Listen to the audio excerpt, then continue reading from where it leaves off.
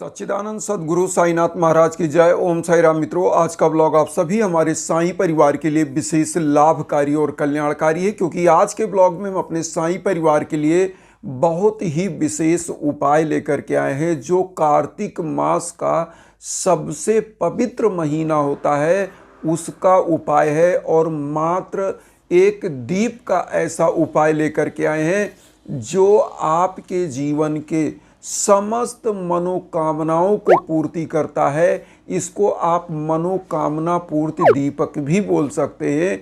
ये आपके जीवन की दुख, दरिद्रता, निर्धनता, संतान प्राप्ति की जो बाधा है या जीवन के किसी भी प्रकार की कोई बाधा है, सबको समूल एक प्रकार से ऐसी बाधाओं का नाश करता है और आपके जीवन में हमेशा प्रकाश लाता है।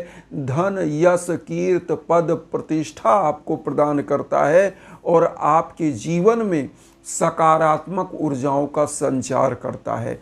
तो आज इस उपाय को जो हम लेकर के आए हैं, आप लोगों को इसका पहले तो मैं लाभ बता दूं।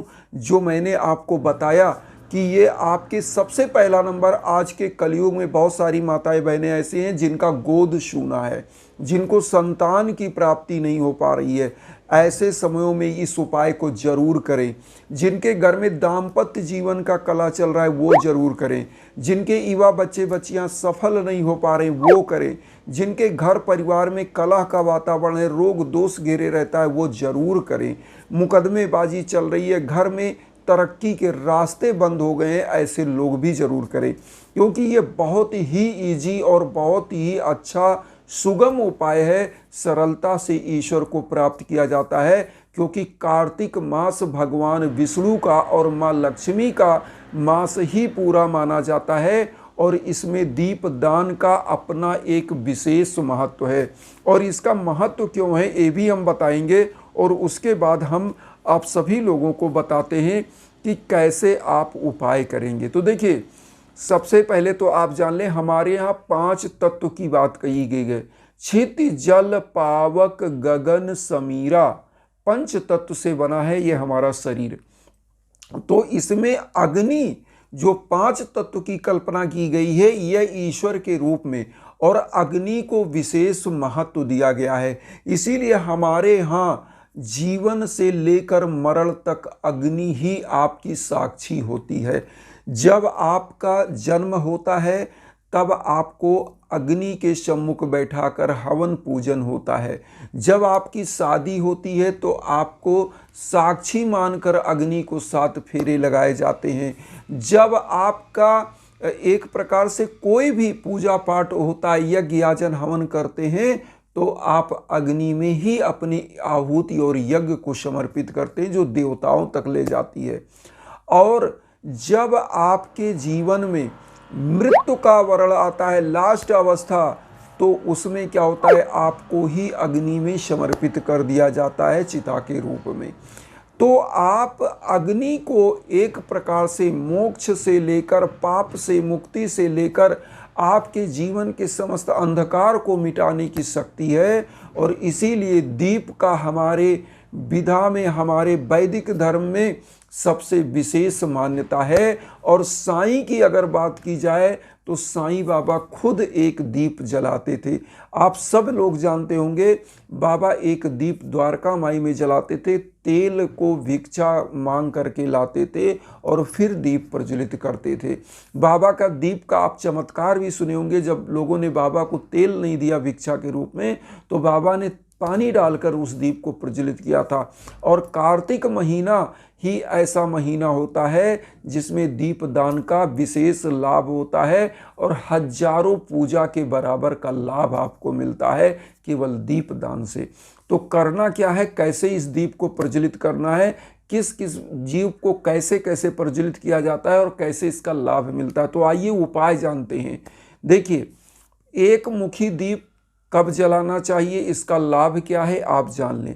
देखिए, दीप पहला नंबर, इस कार्तिक मास में तुलसी वृक्ष के नीचे, तुलसी का जो पौधा होता है वह भगवान विष्णु का अति प्रिय है। मैंने एक ब्लॉग में भी बताया था कि जब तुलसी, तो एक राक्षस कुल में तुलसी नामक एक कन्या थी, और एक राक्षस कुल में उनकी शादी हुई थी। और हुआ क्या कि जब उनके पति युद्ध में गए तो उनको चूंकि जो देवगणों से युद्ध हो रहा था, उनके पति राक्षस थे तुलसी के, तो हुआ क्या कि भगवान विष्णु को देवताओं ने मनाया, और मनाने के बाद उनको भगवान विष्णु ने सोचा कि जब वह अपने पति के लिए इतना पूजन कर रही है तुलसी, और विष्णु की अति अनन्य भक्त थी जो है तुलसी, तो भगवान विष्णु का ही वह वर्ण कर रही थी और भगवान विष्णु का ही वह जाप कर रही थी।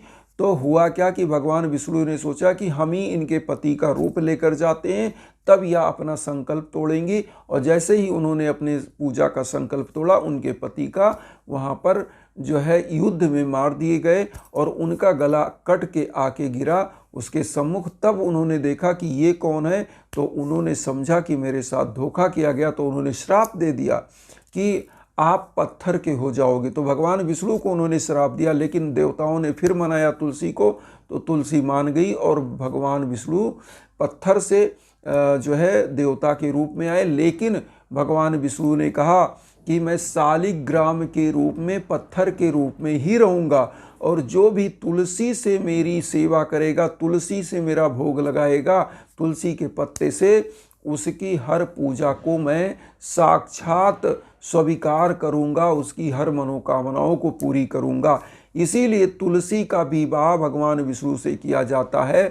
कार्तिक मास में तुलसी के नीचे दीप जलाया जाता है। और अब आता है कि ये तो हमने बताया कि ये जो पूजा क्यों की जाती है, इसका जो महात्म्य क्या है, ये महात्म्य के बारे में बताया।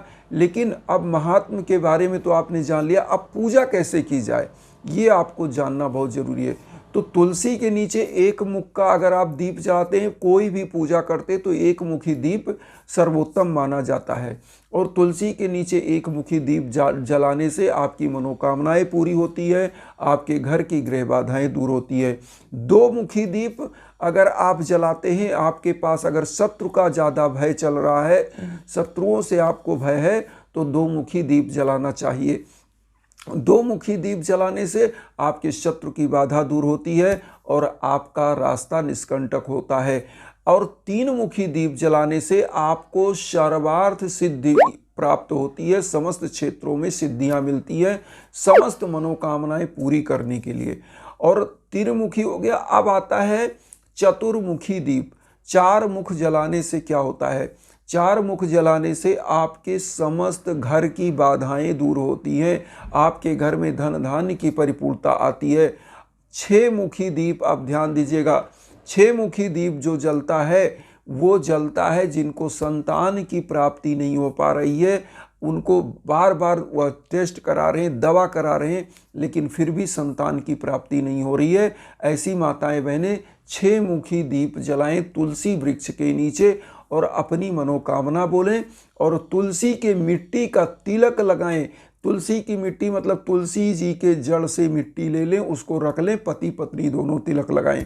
जिनके युवा बच्चे बच्चियां हैं, कहीं सफल नहीं हो रहे हैं, कार्तिक मास में दीप प्रज्वलित करें अपने बेटे के लिए, बेटियों के लिए, उनकी शादी ब्याह में अड़चन आ रही है या वो कहीं सफल नहीं हो पा रहे हैं जॉब में, नौकरी, करियर के फील्ड में, तो मिट्टी निकाल के रख लें।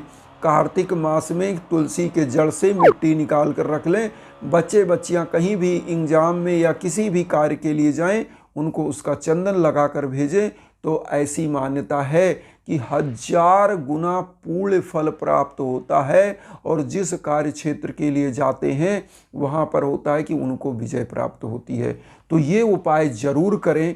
और एक चीज़ और बताएंगे कि कार्तिक मास में यज्ञ याजन हवन पूजन अपने आप में अति महत्वपूर्ण है। जो भी मनुष्य कार्तिक मास में यज्ञ याजन हवन पूजन किसी भी मनोकामना के लिए कराता है, निश्चित रूप से सर्वार्थ रूप से वह सत्य होता है और उसकी समस्त मनोकामनाएं पूर्ण हो जाती हैं।